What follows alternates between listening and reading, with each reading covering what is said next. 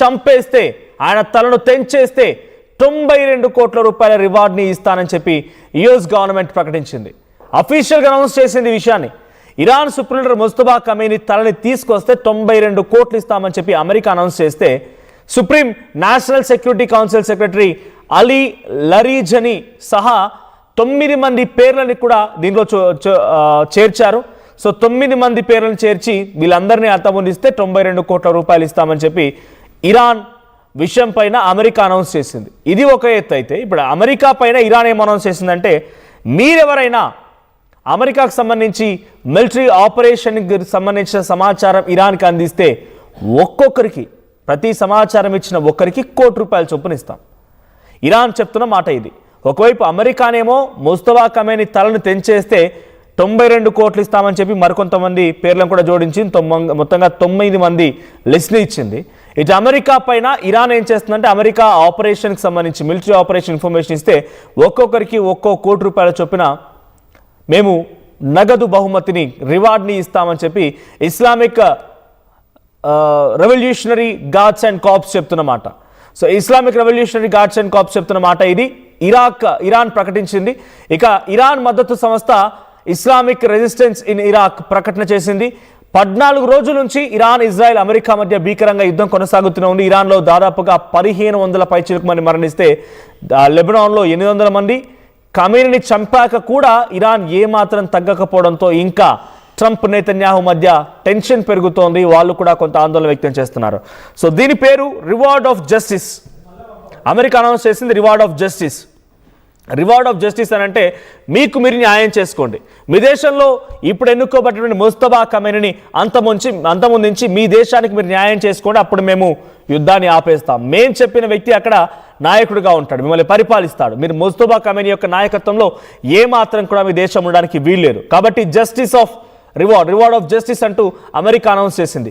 $10 million, 92 కోట్ల రూపాయలని ఇస్తానని చెప్పి, ఆయన తలను తీసుకొస్తే 92 కోట్ల రూపాయలు ఇస్తామని చెప్పి అమెరికా అనౌన్స్ చేయడం గల ప్రధానమైన కారణం. మనకి 2 విషయాలు ఆలోచించాలి. ఒకటి, మీ దేశంలో పరిపాలన మార్చుకోండి, ఆ వ్యక్తి కరెక్ట్ కాదు, మీకు డబ్బులు ఇస్తానని చెప్పడంతో అంతర్గతంగా మళ్ళీ యుద్ధం మొదలవుతుంది. ఎవరైనా ముస్తఫా కమేనీ నియామకాన్ని వ్యతిరేకించే వాళ్ళు ఇరాన్లో ఉన్నవారైతే నిజంగానే ఆ పని చేయడానికి పూనుకుంటారు. ఒక అంతర్గత విభేదానికి మళ్ళీ కారణమవుతుంది.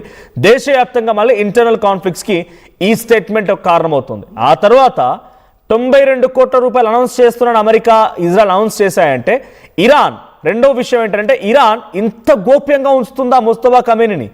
ఇజ్రాయెల్ టెక్నాలజీకి, అమెరికా వ్యూహానికి అంతు చిక్కకుండా ముస్తఫా కమేనీ దాక్కున్నారా? ముస్తఫా కమేనీని కనుక్కోవడం కోసం ఈ 2 దేశాలకి ఇబ్బందికరంగా మారిందా? అంటే ఇరాన్ అంత పవర్ఫుల్ అయిపోయిందా? ఇరాన్ టెక్నాలజీ పరంగా అమెరికాని, ఇజ్రాయెల్ ఢీకొనగలిగి ముస్తఫా కమేనీని దాచేటువంటి ఒక అపర శక్తిగా ఇరాన్ ఇప్పుడు మారిందా? ఇలా 2 కోణాలు ఆలోచించాలి. ఒకటి, డబ్బులు క్రియేట్ చేసి అంతర్గతంగా మళ్ళీ యుద్ధాన్ని తీసుకొచ్చి అంతర్గతంగా ఒక ఆందోళన రేకెత్తించే విధంగా ప్రయత్నం చేయడం ఒక ఎత్తు, ఒక వ్యూహం అటు అమెరికా, ఇజ్రాయెల్ తీసుకుంటే. సో రెండో ఆలోచన ఏంటంటే, అమెరికాను దాటి ఇరాన్ ఇప్పుడు టెక్నాలజీ పరంగా ముందుకు వెళ్ళగలుగుతుందా అనే కోణాల్లో కూడా డిఫరెంట్ ఇక్కడ ఆలోచించాల్సిందే. ఇక్కడ రివార్డ్ ఆఫ్ జస్టిస్ అనేటువంటి పేరుతో 92 కోట్లు అనౌన్స్ చేసిన అమెరికా ఇప్పుడు ముస్తఫా కమేనీని అంతమొందించగలుగుతుందా? ఈ రివార్డుతో ముస్తఫా కమేనీ అంటే ఇరాన్ పైన మళ్ళీ అమెరికా పైచేయి సాధిస్తుందా? ఈ 92 కోట్లతో అమెరికా అటు ఇరాన్ ప్రజలకు అనౌన్స్ చేసింది, అమెరికా వాళ్ళు సైన్యం అక్కడ వెళ్ళడానికి వీల్లేదు, ఇజ్రాయెల్ సైన్యం వెళ్ళడానికి వీల్లేదు, ఏమైనా కనుక ఉంటే ఇరాన్ అటువంటి ఆయన వ్యతిరేకులు మాత్రమే చంపాల్సి వస్తుంది. సో ఈ రకంగా మళ్ళీ అంతర్యుద్ధాన్ని తీసుకొచ్చి అలీ కమేనీ కుమారుడు ముస్తఫా కమేనీని అంతమొందించి చాలా పరిపాలన తీసుకోవడంలో అమెరికా సక్సెస్ అవుతుందా చూడాలి. సో గతంలో కమేనీని అంతమొందించినప్పుడు మరి కమేనీ ఎక్కడున్నారు? సో ఈ రకంగా అమెరికా, ఇజ్రాయెల్కి సైతం ముస్తఫా కమేనీ ఎక్కడున్నారని తెలియదు అనేటువంటి విషయం మనకు చాలా స్పష్టంగా అర్థమవుతున్నప్పుడు నేను గూగుల్ని అడిగాను. సో ముస్తఫా కమేనీ ఎక్కడున్నారు, అలీ కమేనీ చనిపోయిన సమయంలో వాళ్ళు ఎక్కడున్నారు, సుప్రీం లీడర్ అలీ కమేనీ లేకపోతే ఇప్పుడు ముస్తఫా కమేనీ అధికారిక నివాసం ఏది అడిగినప్పుడు, సో ఇక్కడ టెహరాన్, ఇది ఇరాన్ రాజధాని టెహరాన్ నగరంలో పాస్టువర్ డిస్ట్రిక్ట్లో అలీ కమేనీ ఎవరైనా సరే సుప్రీం లీడర్గా ఎన్నుకోబడ్డవారు అక్కడ వారికి అధికారిక నివాసం ఉంటుంది. సో అది పాస్టువర్ డిస్ట్రిక్ట్. సో పాస్టువర్ డిస్ట్రిక్ట్లో అక్కడ అలీ ఖమేనీ ఉన్నటువంటి చోట గతంలో దాడులు జరగడంతో అది పూర్తిగా ధ్వంసమైపోయింది.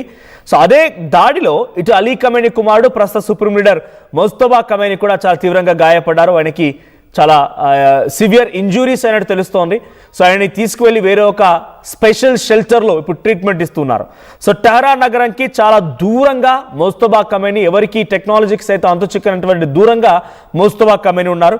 Ali Khamenei was killed in the strike. So ఆయన స్ట్రైక్లో చనిపోయిన తర్వాత, ఎయిర్ స్ట్రైక్స్లో చనిపోయిన తర్వాత అలీ ఖమేనీకి చాలా తీవ్రంగా గాయాలవ్వడంతో అది కూడా ఎప్పుడు తెలిసింది, అలీ ఖమేనీకి గాయాలయ్యాయి. అలీ ఖమేనీ మరణించిన తర్వాత ముజ్తబా ఖమేనీ గాయాలయ్యాయి. సో గాయాలైపోయి చికిత్స పొందుతున్నారన్న వార్త సుప్రీం లీడర్గా ఎన్నికైన తర్వాత ఇటీవల 2-3 రోజుల క్రితం బయటపడింది. అప్పటి వరకు చాలా గోప్యంగా ఉంచారు ఇరాన్ ఈ ఇన్ఫర్మేషన్ని. ఎందుకంటే వన్స్ వాళ్ళ లీడర్ ఆ రకంగా గాయాల పాలైపోయి ప్రాణాపాయ పరిస్థితిలో కొట్టుమిట్టాడుతున్నాడంటే మళ్ళీ ఆ దేశం కూడా క్షీణించిపోతుంది. పవర్ఫుల్గా ఉన్నటువంటి వాళ్ళ వెపన్స్ అవన్నీ కూడా ఉపయోగించడానికి కూడా మిలిటరీ, ఎందుకంటే రాజు లేనటువంటి సిచ్యువేషన్లో వాళ్ళు ఎలా యుద్ధం చేయగలుగుతారు.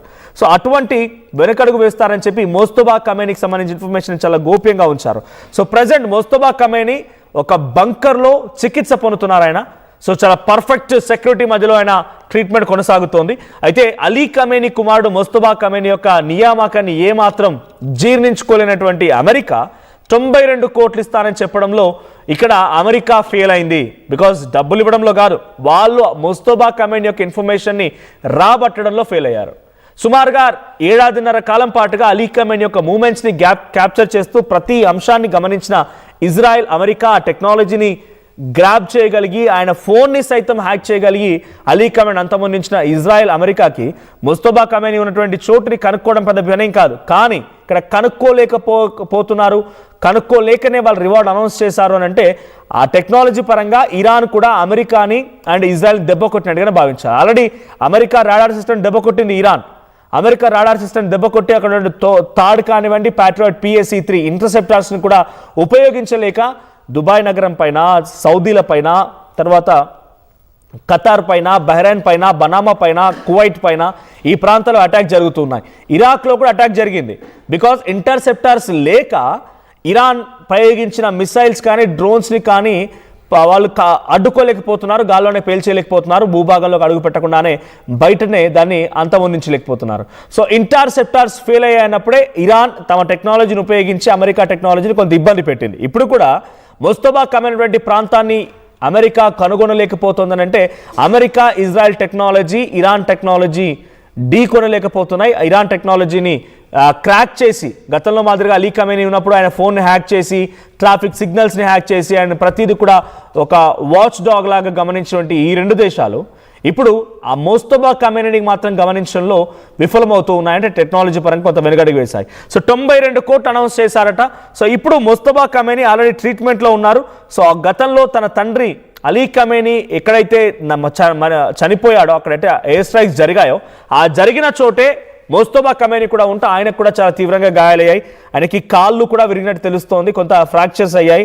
సో చేతికి కొంత గాయాలయ్యాయి, సివియర్ ఇంజురీస్ ఉన్నాయి, వూండ్స్ కూడా ఉన్నాయి. ఇంకా ప్రజెంట్ ఒక స్పెషల్ ట్రీట్మెంట్ తీసుకుంటున్నారు ఆయన.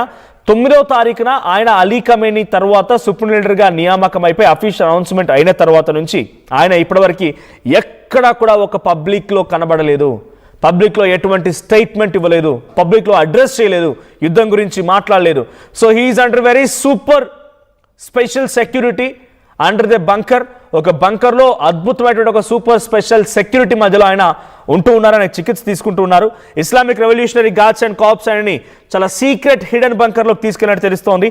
మెడికల్ ట్రీట్మెంట్ తీసుకుంటున్నారు. సో కొన్ని స్టేట్మెంట్స్ వస్తున్నాయి, కానీ ఆ స్టేట్మెంట్స్ కూడా not appearing on the camera పరంగా కాదు, కొన్ని రిటర్న్ స్టేట్మెంట్స్ లెటర్ ప్యాడ్స్ పైన వస్తున్నాయి. కానీ ఎక్కడ కూడా ఆయన అఫీషియల్ స్టేట్మెంట్ ఇచ్చినట్టుగా ఆయన ముహాని ప్రజానికానికి లేకపోతే ప్రపంచ దేశాలకు చూపించినట్టుగా దాఖలాలు, ముఖ్యంగా ఇరాన్, ఇజ్రాయెల్ నుంచి ఆయన చాలా సైలెంట్ బంకర్లో చికిత్స తీసుకుంటున్నారు. సో యాజ్ ఆఫ్ నౌ న్యూక్లియర్ని ప్రయోగించాలనే ఆలోచనలో కూడా ముజ్తబా ఖమేనీ ఉన్నారట. బికాజ్ ఆల్మోస్ట్ జరగాల్సిన డ్యామేజ్ మొత్తం జరిగిపోయింది, జరగాల్సిన తీవ్రమైన నష్టం ఎలాగూ జరిగింది. ఇంకా జరగాల్సిందేముంది, పోయేదేముంది? ఇప్పటికే 1600 మంది ప్రజలు సామాన్యుల పొట్టున పెట్టుకున్న ఇజ్రాయెల్, అమెరికా ఇంకా చేసేదేముంది? మా నాన్ననే చంపేశారు. సో కాబట్టి నేను ballistic nuclear weapons, tactical nuclear weapons అంటే చిన్న చిన్న న్యూక్లియర్స్, మరీ భారీ స్థాయిలో గ్లోబల్ లెవెల్లో ఆ విధ్వంసం సృష్టించేదానికంటే కూడా టాక్టికల్ న్యూక్లియర్ బాంబ్స్ అంటే చిన్న చిన్నవి, ఆ న్యూక్లియర్ బాంబ్సే కానీ చిన్నవి. సో ఈ టాక్టికల్ న్యూక్లియర్ బాంబ్స్ను ఉపయోగించి అటు ఇజ్రాయిల్ పైన, అమెరికా స్థావరాలపైన, గల్ఫ్ కంట్రీస్ పైన, అమెరికా పైన నేరుగా అటాక్ చేయడానికి ముస్తఫా ఖమేనీ వ్యూహం రచించారంట. అలీ ఖమేనీ ఆయన ఫ్రంట్ ఫేస్గా సుప్రీం లీడర్గా ఉన్నప్పటికీ కూడా ముస్తఫా ఖమేనీ తన కుమారుడిగా వెనకండి ఉండిపోయి పవర్ సెంటర్గా యాక్ట్ చేశారంట. డైరెక్ట్గా ఇప్పుడు అమెరికా దగ్గరికి సముద్ర మార్గం వెంట ఇరాన్ వెళ్ళిందంట. ఆల్రెడీ సముద్ర మార్గం వెంట అమెరికాకి నియర్ బైలో సముద్ర తీరం వెంట ఆల్రెడీ ఇరాన్ గస్తీ కాస్తుందంట.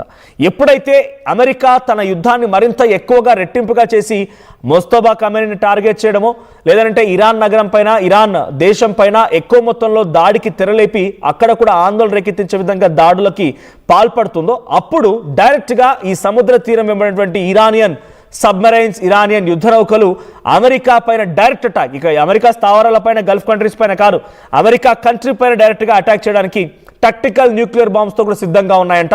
సో ముస్తఫా ఖమేనీ ఈ రకమైన ఆపరేషన్ సిద్ధంగా ఉన్నారు. సో రివార్డ్ ఆఫ్ జస్టిస్ అనే రకంగా అమెరికా ఆపరేషన్ చేపట్టి ముస్తఫా ఖమేనీ అంతమొందించడానికి ఇది కూడా ఒక ప్రధాన కారణమై ఉంటుంది. సో ఈ అంశాలన్నీ కూడా యుద్ధాన్ని మరింత రేకెత్తించే విధంగా ఉన్నాయి. పక్క దేశానికి సంబంధించి ఆ దేశ అధ్యక్షుడిని, ఆ దేశానికి సంబంధించి కీలకమైన నేతని అంతమొందించాలని చెప్పి ట్రంప్ డైరెక్ట్గా రివార్డులు ప్రకటిస్తున్నారంటే ఆయన ఆలోచన తీరు, ఆయన కొంత విధి విధానాలు ఏ స్థాయిలో మారిపోయి అర్థమవుతుంది. ఇప్పటివరకు కేవలం టారిఫ్ల వరకే ఆగిపోయాయి అనుకున్నాం, టారిఫ్లు ఆగిపోలేదు. తర్వాత కొన్ని రూల్స్ మార్చి అమెరికాలో ప్రజల్ని ఇబ్బంది పెడుతున్నాడు అనుకున్నాం, అక్కడితో ఆగిపోలేదు. తర్వాత యుద్ధాలు మొదలుపెట్టి